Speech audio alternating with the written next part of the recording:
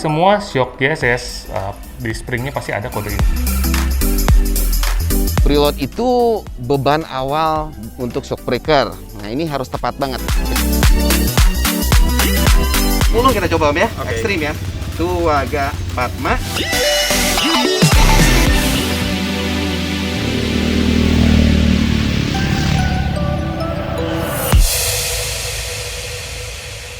Halo Hype Zoner, balik lagi dengan gua Budi Hudiana dari HPZ TV.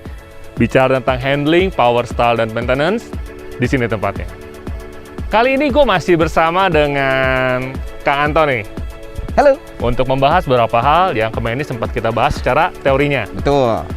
Di video sebelumnya, kita sudah membahas ada apa aja di shock breaker dan setelan apa aja yang bisa kita setel di shock breaker. Ya, betul. Nah, hari ini kita akan mengajak teman-teman seperti yang sudah dijanjikan untuk prakteknya.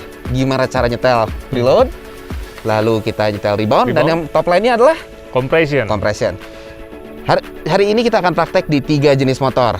Preload kita praktekkan di sebuah Yamaha NMAX. Sedangkan rebound kita akan praktek di Honda ADV. Dan top line-nya yang compression nanti kita akan setel di Yamaha NMAX. Ya, Oke, jadi kita langsung ke NMAX dulu kali ya? NMAX dulu kita tes aja langsung ya. Let's go. Let's go. Preload itu beban awal untuk shock breaker. Nah, ini harus tepat banget penyetelannya biar nanti teman-teman pas lagi berkendara mendapat kenyamanan yang maksimal. Ada 3 alat utama yang kita perlukan untuk penyetelan. 2 dari 3 itu diperoleh dalam dus shock breaker ISS, yaitu batang penyetelan, lalu ada kunci L, dan satu lagi yang kita harus punya sendiri, meteran atau penggaris. Langkah pertama yang kita harus ukur adalah langkah atau travel shock breaker itu sendiri. Karena ini sekarang sudah ada beban, jadi ini akan dibantu sama Om Budi. Tolong ya Om ya. Siap. Diangkat dulu. Nah, setelah diangkat, ini kita bisa ukur langkah shock breaker. Nah, langkah shock breaker itu bisa kita ukur untuk pengukurannya dari bawah sampai ke batang shock breaker yang di atas ini. Kita dapat angka 85 mili atau 8,5 cm. Berikutnya kita ukur sebagai patokan. Dia angkat lagi Om Bud. Oke. Kita ukur dulu dari pool ke pool, kalau nggak dari titik yang teman-teman mau tuju. Ini saya mau hitung ke bagian atas ini dan saya dapat di 25 cm. Nah, berikutnya rider, Om Budi tolong dibantu di depan. Oke, siap. Rider naik ke atas motor. Nah, rider ini harus naik ke atas motor itu harus benar-benar kakinya naik Om. Kaki naik. Maaf, kaki naik dan tanpa beban, rem belakang jangan direm. Setelah itu, kita goyangin dulu sebentar. Dapat nolnya di berapa? Dari titik bawah ke titik atas. Ini saya dapat 23 cm. Nah, sekarang sudah diketahui tadi panjangnya 25 cm dari sini. Lalu kita tahu travelnya ini 8,5. Nah, travelnya ini maksimal turun 30%. Nah, dari 8,5 dikali 0,3 itu kita dapat angka, lalu 25 dikurangin ini menjadi 22,45 atau pendekatannya 22,5 cm. Itu yang menjadi target untuk panjang dari pool ke pool. Sekarang kita setel dulu. Karena kita tadi 23 ya, kita harus turun setengah sen.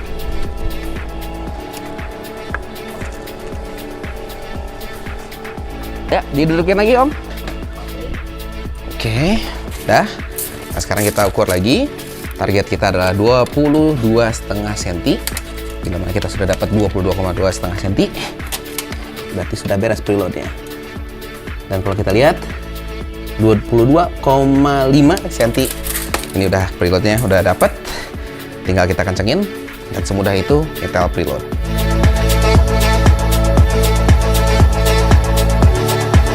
Kadangkala di saat kita pasang shock breaker atau kita lagi ngoprek motor kita butuh shock breaker yang agak tinggian sedikit. Nah, di beberapa tipe shock breaker ISS seperti yang saya lagi pegang di sini, ini memiliki fitur yang disebut dengan length adjuster atau adjustable untuk ketinggian. Nah, di saat teman-teman menyetel, ini harus ada satu hal yang sangat penting untuk diperhatikan. Saat kita melonggarkan setelan, berarti dilonggarkan itu menambah ketinggian. Ini ada titik fail safe atau titik maksimal di mana teman-teman dapat meninggikan shock breaker teman-teman. Untuk yang tipe yang saya pegang ini maksimal plus 5. Nah, bisa dilihat di sini ada sebuah titik. Nah, bila mana titik ini sudah terlihat saat teman-teman meninggikan shock breaker kalian, ini berarti sudah melewati ambang batas tertinggi. Dari sini teman-teman harus muter lagi ke arah nuruninnya sampai di mana titik itu tidak terlihat. Tadi titik di sebelah sini. Jadi saat ntar mur penahan ini dikencangkan, titiknya jangan sampai terlihat. Kalau bisa dilihat ini kurang lebih adalah 5 mm. Dan memang untuk shock breaker ini dapat ditinggikan maksimal 5 mm. Ada beberapa jenis lainnya, ada yang bisa plus 10, plus minus 5. Itu kalian bisa lihat saat kalian mau beli atau di buku panduan di dus shock breaker ISS kalian. Ini kenapa ada titik ini? Karena ini adalah titik paling tinggi di mana kalau kita melewatinya, material yang sudah disiapkan dari pabrikan itu akan kemungkinan besar patah kalau kita melewati. Safety, titik safety. Jangan lewatkan. Jangan sampai, shock breaker saya patah, namun kesalahan karena penyetelan. Hati-hati, titiknya jangan sampai terlihat.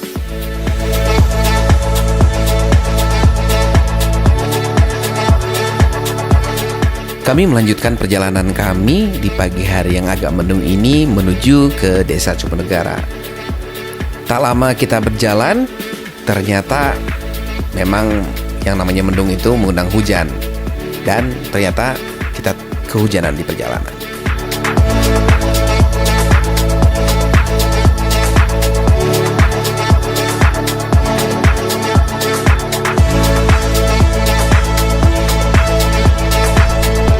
Pak, ikut berteduh, Pak.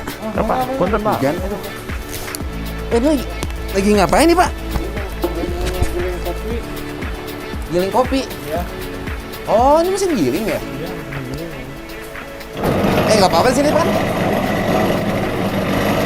Untungnya tak jauh kita dapat berteduh di sebuah pabrik pengelolaan kopi di daerah Cupenegara. Oh, jadi kulitnya ke sini, bijinya ke sana ya? Kalau mesinnya itu buat apa, Pak? Mesinnya ini? Ya sama mesinnya Nggak dipakai? pakai karena listriknya nggak kuat. Oh, Kuat? Ya, listriknya nggak kuat. Nggak kuat gimana, Pak? Jadi kalau dipakai dua-duanya barengan turun listriknya. Oh, ngejepret. Oh. misi. Sih, dari Apa? mana? Hah? Kebetulan saya dari Mitra 2000. Nah, tadi ya. berteduh ya karena kehujanan, kita berteduh ke pabrik. Ya. Terus tadi sempat lihat juga ada masalah di pabrik karena apa? Kurang pasokan listrik tadi ya. Oh, Iya, tadi betul. dapat kabar gitu di bawah itu ya. Memang betul ya, maksudnya kurang nih gitu atau gimana? Kurang listriknya kan di sini cuma 900 watt. Kebetulan kita mesin punya 3 unit. Jadi kalau pas barengan dipakai listriknya kurang memadai. Oh. Gitu. Jadi kurang listrik asupannya. Sebenarnya saya punya solusi sih. Jadi kebetulan di perusahaan kita itu kita punya genset nih. Nah, gimana kalau kita kirimnya coba satu ke sini kali ya? Sebentar, ini milik desa kan badan Betul. Ini Oh iya Bumdes. betul. Bisa maksudnya kan kita rencana mau bantu nih untuk listrik. Ya. Siapa tahu kita kan kalau kita serahkannya ke kepala desanya kita bisa mungkin ya. Bisa. Ya. Bisa. Beliau lagi ada? Ada kebetulan sekarang lagi ada di kantor. Nanti tinggal kita hubungi bisa ketemuan. Boleh. Siap atau kalau gitu nanti ditunggu ya. Saya tolong Siap. tunggu di warung deh. Boleh. Oke. Dengan Pak siapa tadi? Dengan Pak Arif. Oh iya. Pak Arif ya. Saya Anto. Oke, saya Budi. Ya. Kebetulan dong kalau gitu. Pas banget lagi. Ada tamu dari Mitra 2000. Ya, selamat datang. Ya Pak, makasih Pak.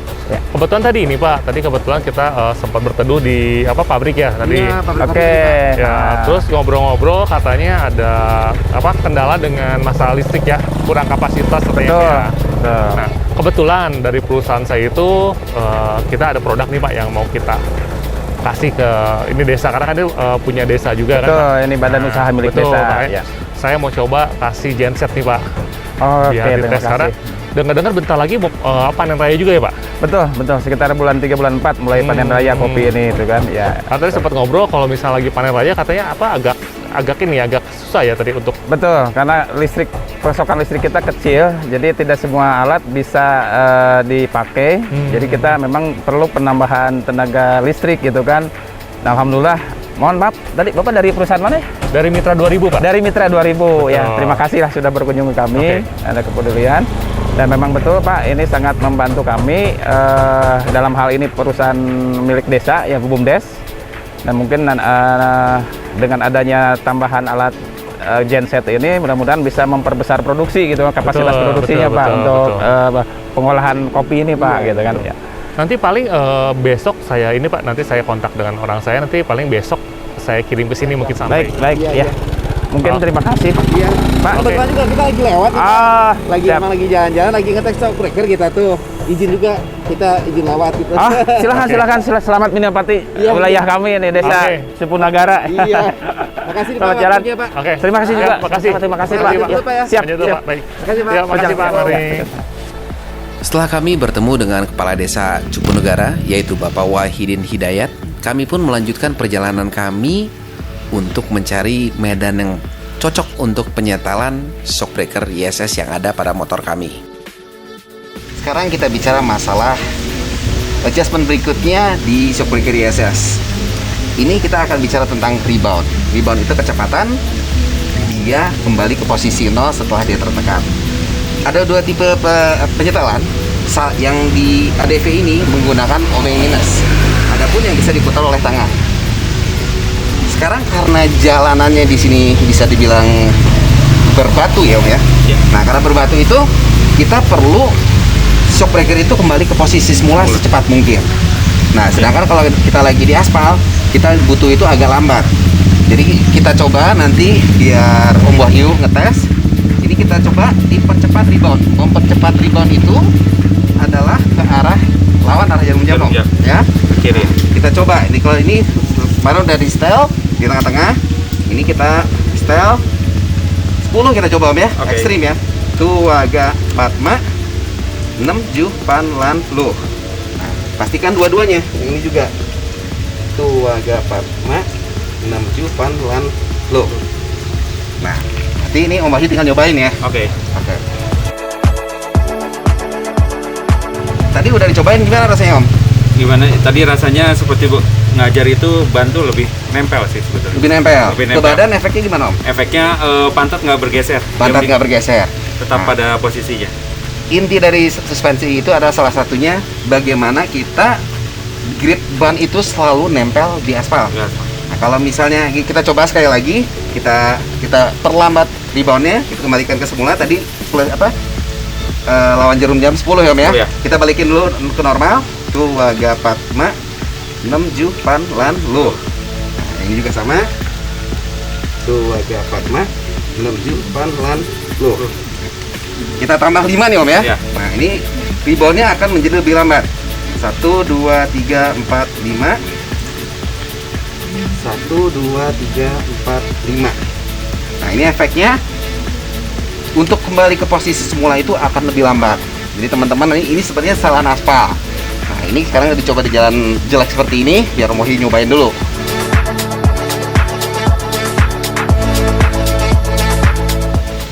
Gimana Om? Setelah dirubah menjadi slow rebound, kerasanya gimana nih Om barusan? Kerasanya jadi bantul kayak lebih mantul, lebih jadi posisi duduk juga lebih cepat bergeser gitu karena bannya kayak yang nggak mau diem gitu. Lebih nyaman. Ngaceng gitu. Lebih nyaman yang mana Om? Yang pertama. Berarti itu fast rebound. Iya, fast rebound. Jadi kesimpulannya begini, di saat kita menemukan jalan-jalan yang medannya bergelombang atau berbatu seperti ini, sebaiknya teman-teman nanti merubah adjustment itu menjadi fast rebound, yaitu lawan jarum jam. Di saat kita dapat jalanan tikungan-tikungan yang tajam tapi jalannya mulus, kita slow rebound. Begitu kira-kira. Gimana Om? Oke? Oke, mantap. Siap. Berikutnya nanti kita coba di X-Max, yaitu setelan compression. Keesokan harinya, tim dari Mitra 2000 pun segera menuju lokasi BUMDes Desa Cupunegara untuk mengirimkan genset TDR untuk keperluan pabrik kopi milik desa. Dalam bulan-bulan ke depan akan segera panen raya dan semoga membantu produktivitas pabriknya.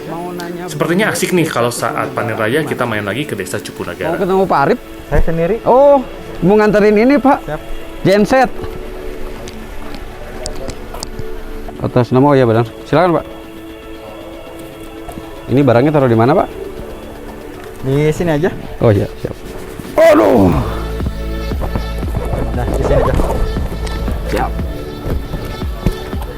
Sip. Makasih Pak. Makasih.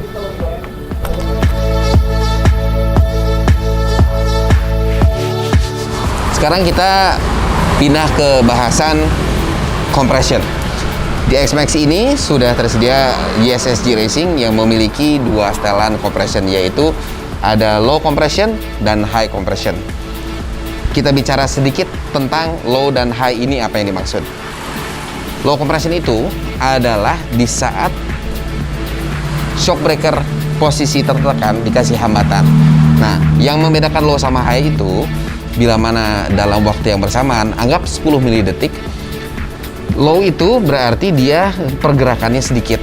Pergerakannya kurang lebih ya bisa dibilang let's say 1 cm. Itu setelan untuk low compression.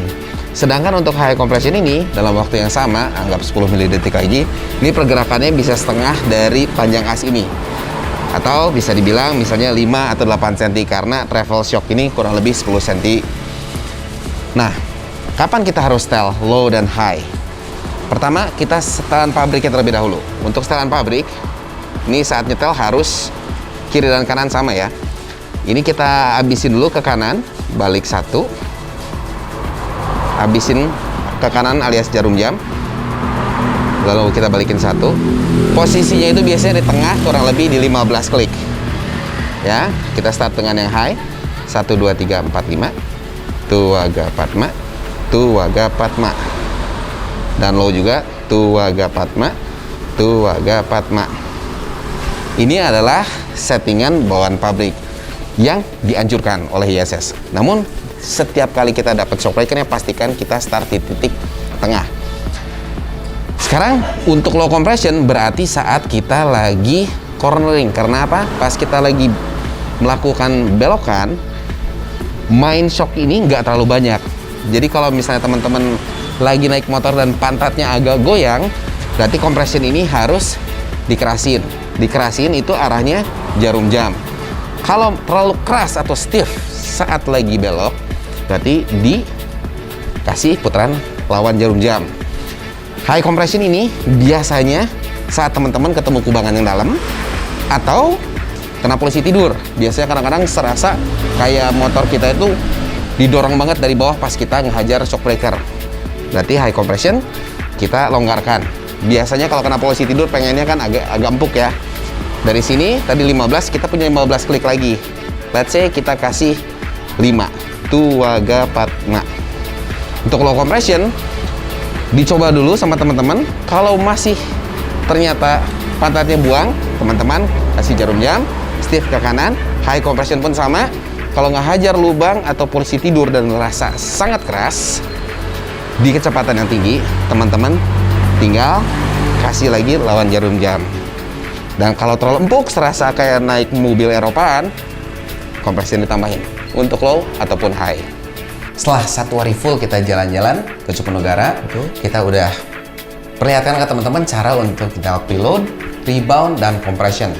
Ingat, kalau compression di YSS sekarang ada satu tipe yang baru ya, ya kan, yaitu yang top line yang setelan cuma satu. Sebenarnya lebih simple untuk di setel, tapi bukan berarti lebih baik, karena yang slow sama fast compression sebenarnya lebih tingkatan tinggi. Namun kalau teman-teman berkesulitan untuk melakukan penyetelan, kalian bisa datang ke bengkel-bengkel yang menjadi rekanan YSS atau langsung datang ke TBS Technology Center. Nah, TTC di Jakarta. Tempatnya asik, nyaman, dan pasti bantu sama semua teman-teman di sana. Ya. Gitu ya, Muria? Ya. Pokoknya kembali pemilihan shock lu semua harus berdasarkan kebutuhan lu. Ya, ada kebutuhan lu, jadi lu butuhin memang tadi 1 kompresi atau 2 kompresi. Ya. Oke, gitu aja. Jangan lupa like, share, dan subscribe. Nikmati atau tonton video gue selanjutnya. Ciao! Bye-bye.